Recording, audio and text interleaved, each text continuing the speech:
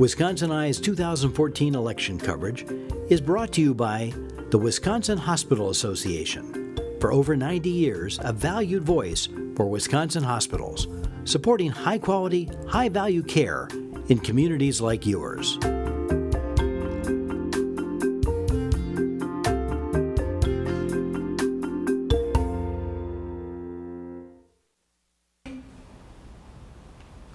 Wisconsin Eye is at the Park Falls Library interviewing candidates in the 2014 elections. We're interviewing State Representative Janet Bewley of Ashland. She's a Democrat running for the 25th Senate District. Janet, welcome back to Wisconsin Eye. It's great to be back. Just a programming note, Wisconsin Eye appreciates the support of the Wisconsin Hospital Association, which represents more than 139 hospitals and health systems, for making these candidate interviews possible. Janet, I want to start out this interview this way. On your website, your campaign website, you just say it's about jobs, jobs, jobs. And I want to add the footnote that you and I saw the Wisconsin Taxpayer Association study that said in 2 key counties in the 25th, price in 20 or 25 years, 41% drop in the number of working age residents. In Bayfield County, 35%. Is that why your job one in your campaign, focus one, is jobs? I think that my focus is on jobs because people want to know that I'm hearing what they're saying, and people are very, very concerned about their ability to keep their own jobs and for their own children to have jobs in this area in northern Wisconsin in the future. So I hear them. They're very, very concerned about that. What's important is how do you go about getting those jobs, creating those jobs. And for me, that is a very complex, it must be addressed on many levels, and it's going to take an orchestrated approach, a full look at all of the reasons why northern Wisconsin's economy is struggling. And when we do the right things, once we do all the things that I believe we need to do, I believe the jobs will be there. Let's stay on this, and one reason I want to stay on it is your campaign website says more attention and more help needs to be given to employers with less than 25. Right. Why? Are most of the help programs focusing on employers with 25 and up?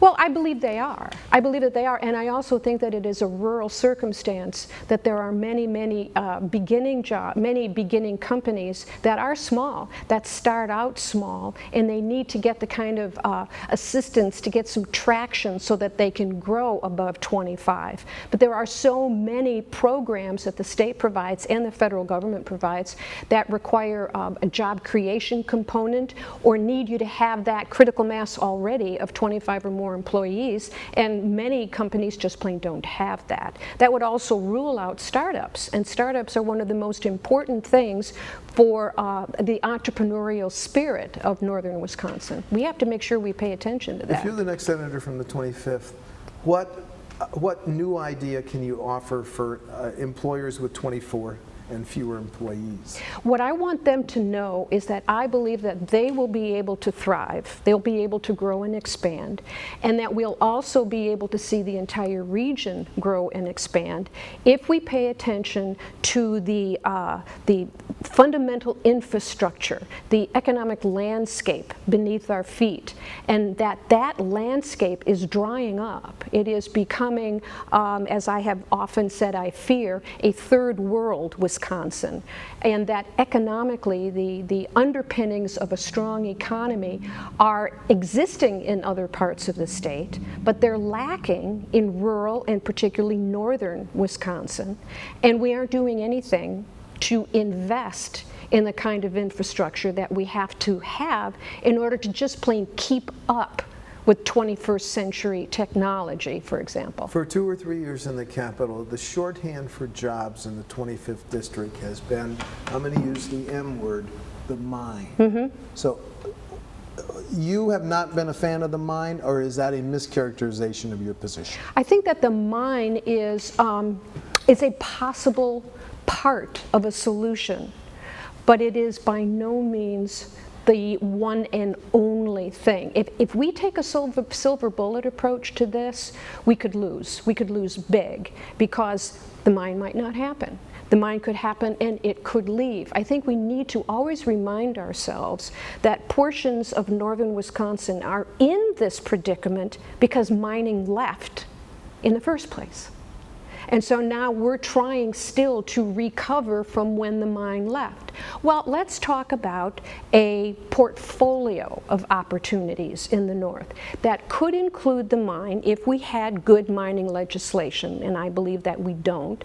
But if we did have mining legislation that allowed for responsible mining in a way that local communities were engaged and would benefit by mining, if we also looked at the investment in infrastructure that would allow other businesses to thrive, meaning our roads, rail, investment in our schools so that our schools can continue to thrive in the north, and most importantly, broadband and cell phone coverage.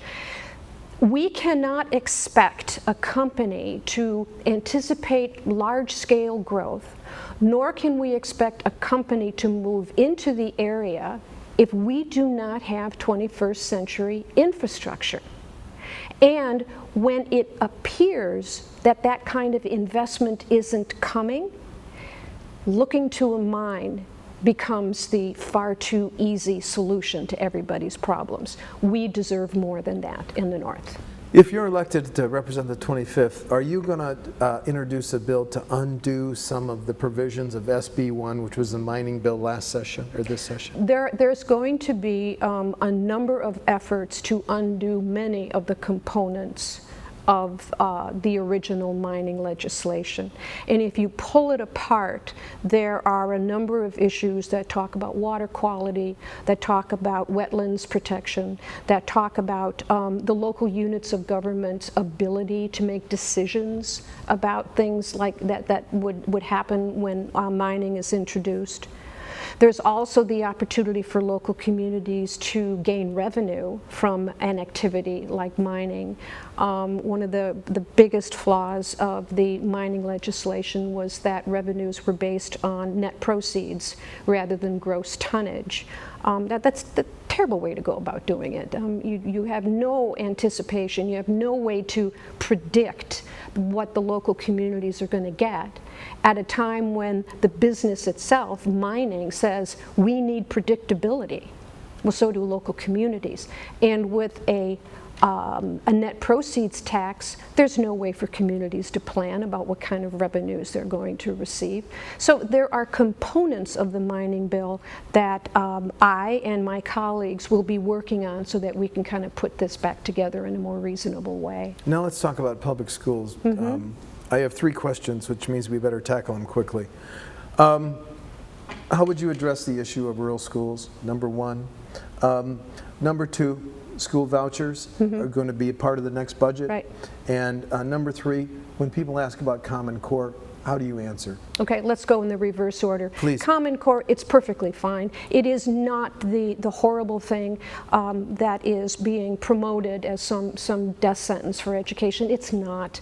I think it's very unfortunate that when someone is opposed to education, they try to pull it apart and demonize some component of it. If it's not teachers, now it's going to be Common Core.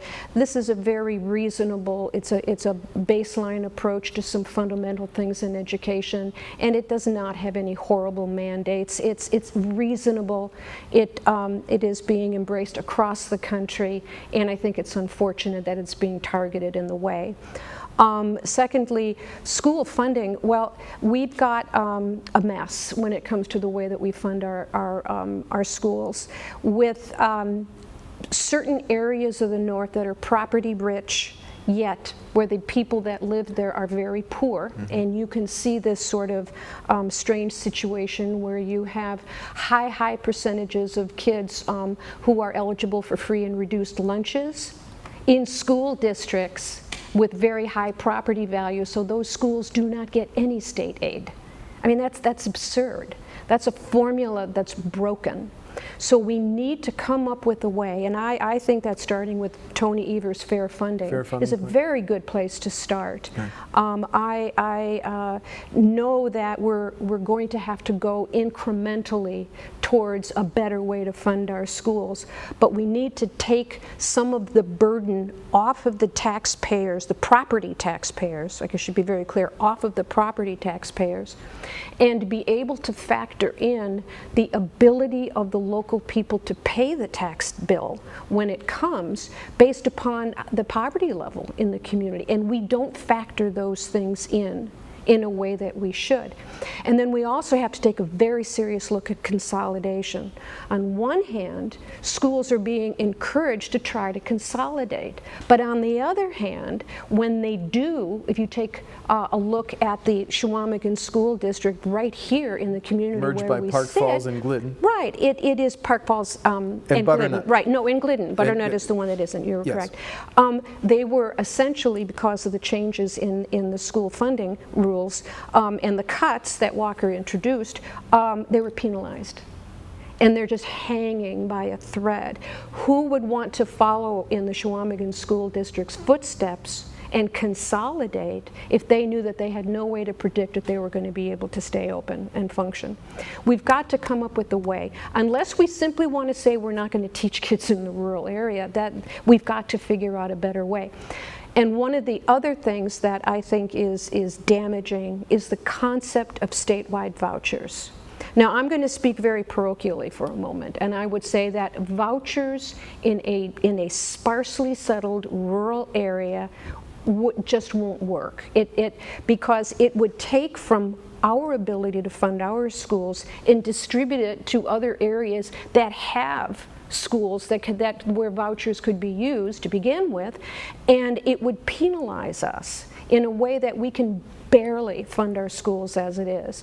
And it's been said many times, I am not the author of the phrase, we can barely fund one school system, why would we want to try to fund two? But it's very true. How can we possibly think that the state of Wisconsin can fund both a public school system and a private school system? We simply can't. Okay.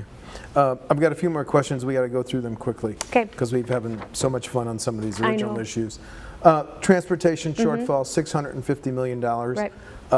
You know how important roads are to this area. How would you make up that shortfall? Well, you know, nobody wants to talk about an increase in taxes, but I think if you talk about a better funding system for maintaining our roads, we've got to figure out a way to get monies into the rural community so that we can fund our roads. We've got counties that are letting roads go to gravel because they literally can't maintain them anymore. We've got to give local communities the ability to make the decisions that are smart and sensible. Right now we've got towns that cannot contract with the neighboring county for maintenance of their own roads, which would be a smart and economical way to do it. We passed a law that would prevent them from making those kinds of decisions. We also know that we've got this transportation amendment where it would protect the transportation fund. That's an okay idea, but unless we fund the transportation fund, that's not going to solve anything. I think we have to look very seriously at coming up with another funding stream, and it will probably be a gas tax. A gas tax. Okay. You have said it was not wise for the state of Wisconsin to reject federal funds to expand MA. Why? Well, first of all, right off the top, 85,000 people kicked off of Badger Care. I mean, right there. I mean, could that possibly be right? And then, as we're seeing other portions of the Affordable Care Act rolling out and rolling out well, and many people saying, this is a good thing, I want to do it. I think that number one, it was wrong factually and economically, and number two, it was wrong because it sent a poisonous message about the Affordable Care Act. This is not something to fear. It is something to learn more about and see if it would make sense for you or your family. And as more portions of the Affordable Care Act roll out, I think people are going to gradually see this is an opportunity. This is a good thing. Yet the state of Wisconsin slammed the door on it. we can still go back and change our minds and get in the game. But I fear that the state will not do that. It's so timely I'm asking all candidates this. Your reaction to Judge Crabb's ruling on same-sex marriage? Wonderful. Okay. It's wonderful. I think that across this country, this issue of marriage equality is one that is accepted, and people are just going on with their lives. There are going to be a few people in this state who believe they have to cling to old beliefs and unfair practices, but I think for the most part we are in agreement that this is almost not an issue. Let's just let people live their lives and enjoy the benefits of marriage, and let's talk about more things that we can do for our state. Two candidates for Attorney General say first offense drunken driving should be a crime and not a traffic ticket. Your position? It's very, very hard. You know, on one hand, I know that people look to other states where it's a crime and you get thrown in jail. I have a hard time with that because there are so many people who would be denied the opportunity to learn a good lesson in another way. And I think the judge is the best decision of that. If a judge would have the opportunity to refer it to an alcohol court or to do something other than ruin a person's life because of a first offense, I would prefer that. But I think that one of the things we can do as legislators is give the judicial system the law that would allow them the flexibility to make the decision that judges do. Why do you support Representative Mason and Senator Wirch's bills to raise the minimum wage? I think that one of the things we have to do is more people need to have more money in their pockets in order to get this economy going, particularly in northern Wisconsin, where we depend on local people being able to support and purchase and engage with local businesses. If they are dependent on a minimum wage salary, we're not going to be able to help our own businesses because people aren't going to be able to participate in a way that makes sense. We need to bring it up. We need to get back on board because people who make minimum wage live in poverty, and that's not right. Okay, and then finally, do you want to highlight any differences between you and your opponents in the Democratic primary? I think that I take a very serious and comprehensive look at the entire 25th Senate District. I realize that the work is on me to learn this area, to get to know it, and then to respond as well as I can to the needs. Northern part of the district is very different than the southern part of the district. The climate itself is different from northern part to the southern part of the district.